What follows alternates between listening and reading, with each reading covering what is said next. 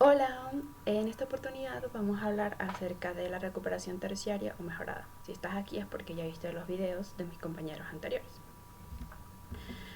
Como contenido a evaluar, primeramente vamos a hablar acerca de qué es la recuperación terciaria o mejorada, saber un poco más de ello, de en qué consiste, y también vamos a abordar los temas de la clasificación de los métodos de esta recuperación, que se dividen en dos grandes grupos, que es la de métodos no térmicos y métodos térmicos. También vamos a hablar un poco acerca de la recuperación del uso de surfactantes, los aspectos a considerar, y vamos a abordar comenzando con qué es la recuperación terciaria. La recuperación terciaria es importante tener presente que primero ocurre después de la recuperación primaria y secundaria, ¿verdad? Esta recuperación es el inicio para recuperar, como así se dice, la parte del petróleo que queda remanente en el yacimiento como tal. ¿Y qué se usa? Se usan diferentes métodos que emplean fuentes externas para permitir la extracción del hidrocarburo como tal. En la imagen, como se puede observar, vemos el pozo de producción, que es el que previamente pues, se realiza para la producción del hidrocarburo, y un segundo pozo que es el pozo de inyección, que es por donde vamos a aplicar los métodos para la recuperación terciaria. La clasificación de los métodos de la recuperación se clasifican en dos, como ya sabíamos, que es el método no térmico. En esta oportunidad este se aplica para los crudos que sean muy livianos, o sea, los crudos livianos se aplica los métodos térmicos, que son varios. Dentro de ellos está las invasiones químicas, que es en donde hablamos de la invasión de polímeros, de surfactantes, de alcalinas, y también tenemos los desplazamientos miscibles y el empuje con gas.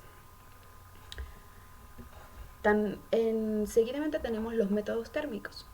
Son utilizados para los crudos pesados, al contrario de los anteriores, y esto se usa más que todo la inyección de agua caliente, la inyección continua a vapor y la alterna de vapor, entre otros.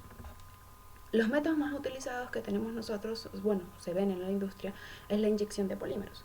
¿En qué consiste la inyección de polímeros? Básicamente es un método en donde nosotros la función que cumple es tratar de aumentar la viscosidad del agua para que el crudo como tal que queda en el yacimiento se pueda movilizar, se pueda mover y de esta manera pueda ser extraído. Se puede hacer un mejor barrido, ¿verdad? Como se puede observar en la imagen, nosotros vamos a tener varias zonas importantes. Por ejemplo, la zona número 2 es la zona del banco del petróleo, que es una zona muy importante porque es la zona en donde todo el petróleo se acumula debido a la inyección del polímero, que el polímero me va a generar a mí esa acumulación. También tenemos el tapón de polímeros, que es la parte de la zona 4, eh, y me va a ayudar a mí a hacer la extracción previamente. Los polímeros más utilizados son los biopolímeros y los poliacrilaminados. El siguiente método también tenemos el método de inyección de surfactantes, un método muy importante porque por este método nosotros podemos tener o nosotros podemos tener tres medios, ¿verdad? Que es el medio, el crudo, el agua, y el tercero que es el surfactante, que es el que nosotros estamos inyectando. Este surfactante como tal tiene la propiedad o la de hacer un barrido total, obviamente, del yacimiento.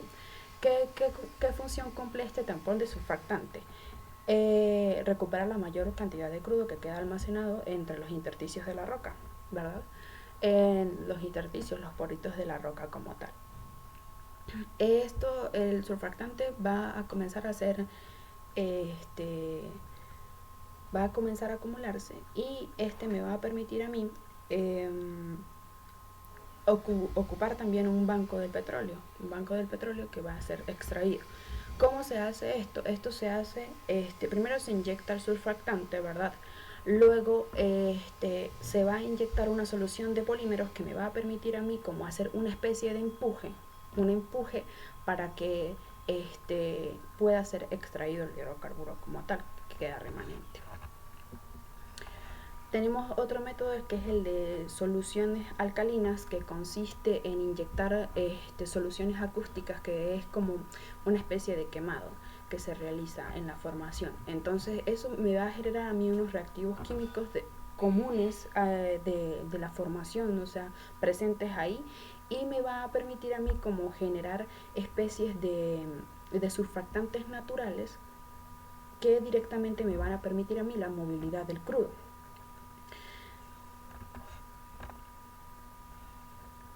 Seguidamente tenemos los de inyección de agua caliente, que consiste básicamente en inyectar agua caliente y agua fría en el yacimiento como tal, para estimular el desplazamiento del hidrocarburo. Las inyecciones continuas a vapor es otro método que está dividido en varias etapas, en varias fases. La primera, inicialmente, pues se inyecta el volumen de vapor y restablecido por unas 3 semanas.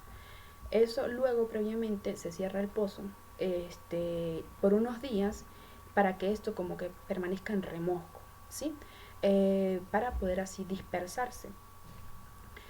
Y finalmente cuando se abre, pues se procede a hacer la fase de producción hasta que sea lo más rentable posible. Este proceso también se denomina como inyección cíclica. El uso de surfactantes. El uso de surfactantes, primero pues es importante saber qué es un surfactante. Un surfactante también es conocido como un tensioactivos, perdón. Si ustedes escuchan algo de tensioactivos es cuando se refiere a los surfactantes como tal.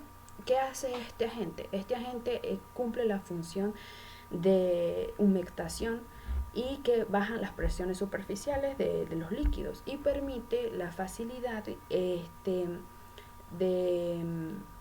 entre dos líquidos como tal. El surfactante tiene un lado polar y un lado no polar. Como se observa en la imagen, el lado no polar es como el circulito, la cabecita, como se puede decir, y el lado no polar es la colita. Entonces, cuando nosotros tenemos misceláneas, son cuando todas estas estos surfactantes como tal, estas colitas se unen y generan una miscelánea que me permiten a mí hacer la estimulación necesaria para poder hacer la movilidad del hidrocarburo. La función que cumple, como previamente lo había dicho, era hacer una aumentar la viscosidad del agua y así aumentar la movilidad del crudo como tal. Las adiciones de los surfactantes pueden incrementar la densidad de la carga interfacial, por ende pueden reducir las viscosidades interfaciales y así aumentar la repulsión, o sea, el movimiento del hidrocarburo como tal. Los que quedan y disminuir las adherencias que tiene el hidrocarburo a la roca. Eso es la función que cumple el surfactante, como la estimulación para que él deje de estar adherido a la roca y pueda comenzar a moverse por los canales de la extracción. La importancia de los surfactantes o el uso que se tiene son surfactantes empleados en la recuperación mejorada del petróleo, en la terciaria como tal se implementa y tienen la capacidad de absorber las interfaces entre agua y petróleo. También disminuyen mucho la saturación del petróleo residual y me permiten a mí hacer una fase continua. La selección de surfactantes adecuados es importante para cada tipo de crudo porque pues no todos los crudos son iguales, entonces siempre se debe estudiar qué surfactante debe aplicarse. Los surfactantes más utilizados en la industria para la recuperación terciaria son los de los sulfonatos. En la imagen, como se puede observar, tenemos el hidrocarburo, o sea el petróleo en este caso, y el surfactante haciendo el empuje para que se pueda extraer. Los aspectos a considerar en la recuperación terciaria o mejorada del petróleo son los siguientes. Primero, esto es un proceso que nos permite a nosotros recuperar dentro del 10 al 20% del hidrocarburo, el petróleo que queda remanente en el yacimiento.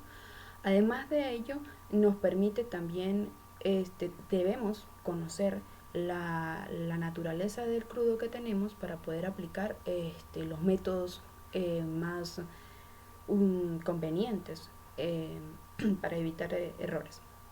También es importante tener presente que la temperatura es un parámetro muy importante porque nos permite a nosotros evaluar qué tecnología vamos a determinar o qué vamos a aplicar dentro del yacimiento.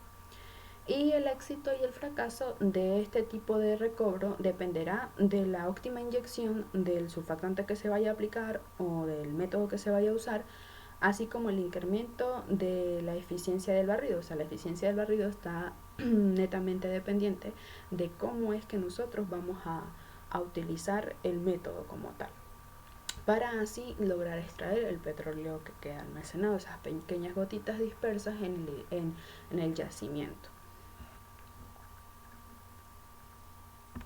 Muchas gracias por su atención. Esto fue todo. Espero les haya quedado algo de entendimiento.